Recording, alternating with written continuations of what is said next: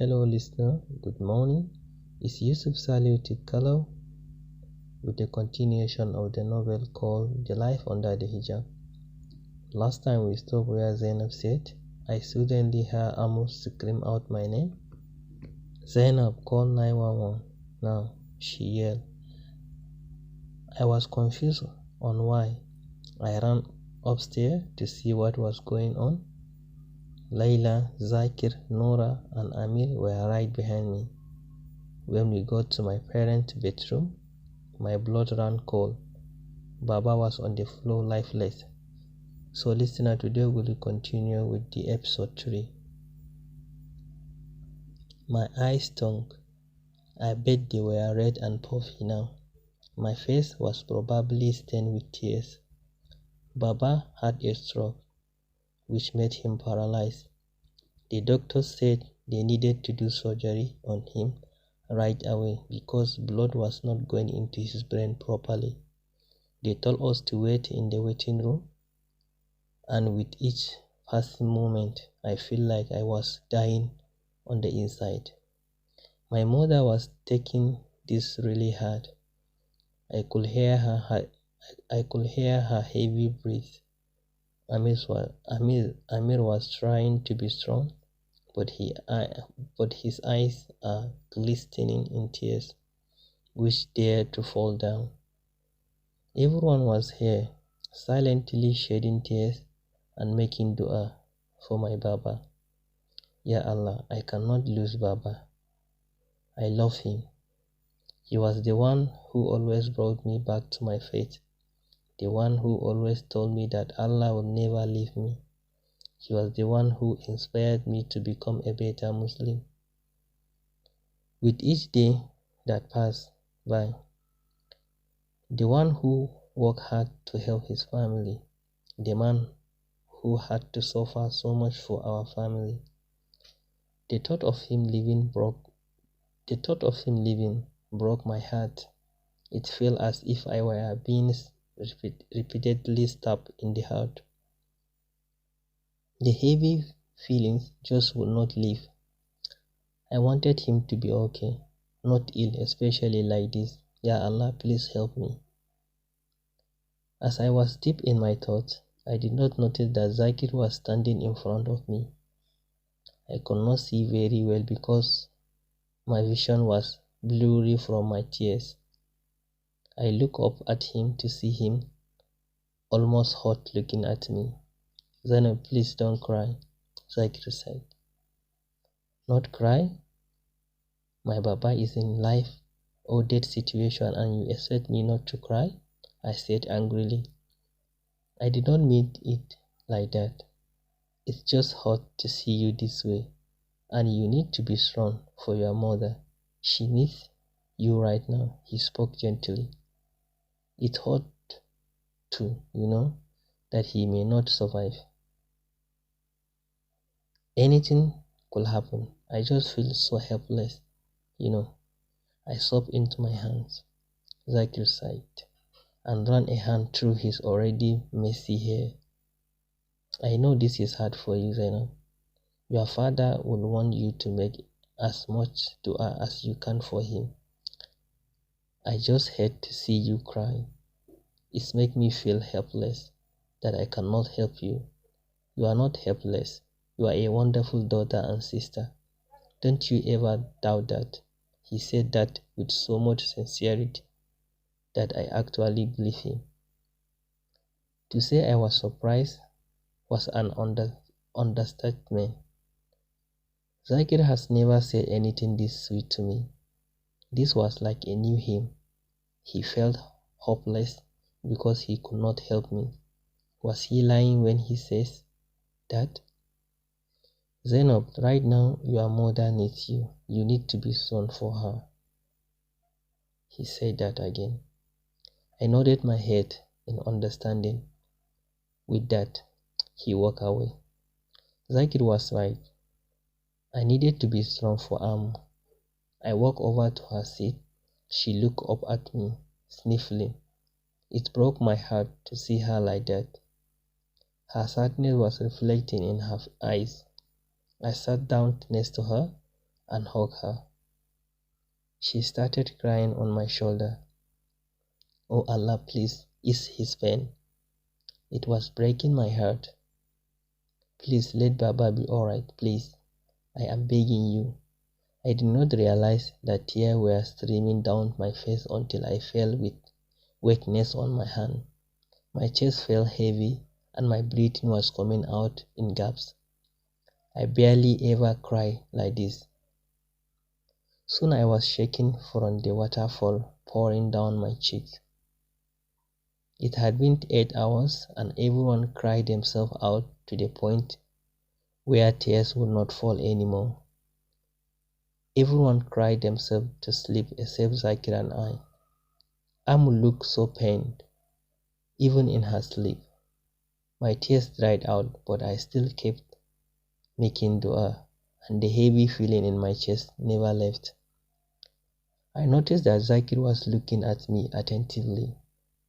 It was as if he were soaking in my future. But he quickly lowered his gaze. His face seemed to flash an emotion of hurt. Why did he look hurt? Was he serious when he said he hates me being sad because it broke his heart? I shook my head. He does not think of me that way. He never would. I let out a sigh, which grabbed Zakir's attention. Are you okay? He asked. Yeah, I am fine. I am fine. I am just thinking, I said truthfully. You think too much. Give your brain a break and get some rest, he advised. No, it is okay. I just get lost in my thoughts sometimes, I said. I know the feeling, he said. Do you think my Baba will be alright? I asked. I honestly don't know, but if we all keep making dua, then inshallah, he will. He smiled reassuringly. I blushed. He actually smiled at me. Wait, what's wrong with me? I should not be blushing. I gave myself a mental facepalm. I could not believe that I blushed in front of him. You look cute when you blush, he blurted. What? I asked, wondering if I had him right. Nothing, he quickly said. A faint pink tinted his tanned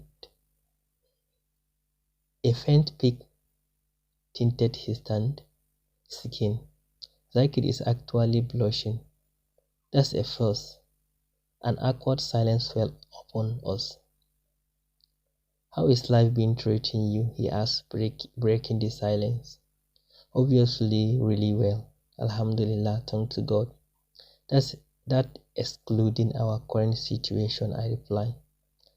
That's good, he said nervously. Do you want anything to eat? He asked. Water will be fine, I answered. He nodded his head and walked off. He seemed so awkward when I caught him blushing. I had to admit it was pretty cute. I probably should not have been thinking that of him, but my brain had a mind of its own. I looked out the window and I saw vision of Baba and I when I was young. Oh, how I wish I could help him now. He always helped me. Once again tears flooded my eyes. Zainab, whispered Hajar.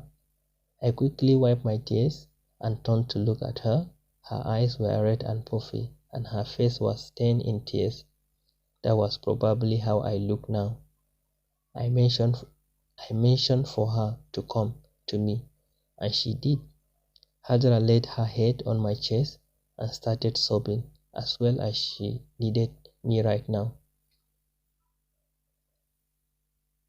Hajar, I could not believe how much my life sucked right now, Hajar said. First, I got bullied in school, and then my father was dying.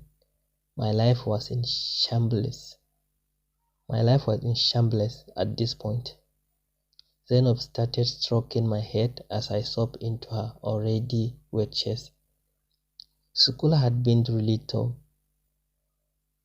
ever since I started wearing the hijab. Kids always bullied me and they said such nasty things. The whole school believed that I was a freak. I know Allah is testing me, but it got hard sometimes. Ya Allah, please ease my pain. I love Baba. He was such an amazing man. He did not deserve to go like this. I needed Baba. I did not want to get bullied. I wanted to be a good Muslimah. I wanted to be like Zainab, strong and beautiful. I was neither of those. I was so weak. No, I should not think like that. Allah made me who I am, and I should be happy. It is going to be alright, whispered Zainab. How? I asked her. Allah will help us, she replied calmly. Zainab, my voice came out thin. She said, while stroking my head. Did you like wearing the hijab? I asked Zainab. I love it, she said. I got up to look at her. Why? I asked.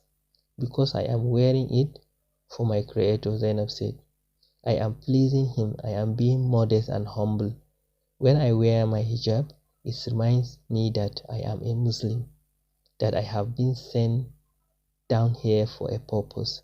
I am being tested. It is a promise I make to Allah and myself. Plus, it makes me beautiful because I am doing the right thing. She smiled. I stared at her in shock. The hijab means so much to her. I wanted to be just like that. I love the meaning behind the hijab. I just did not like the struggles that came with it from society's pressure on who I should be. Yet Zainab did not seem like she even cared about that. Zainab did not care about what others thought of her. She only cared about Allah and His commands.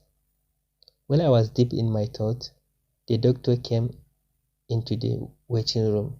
Everyone stood up.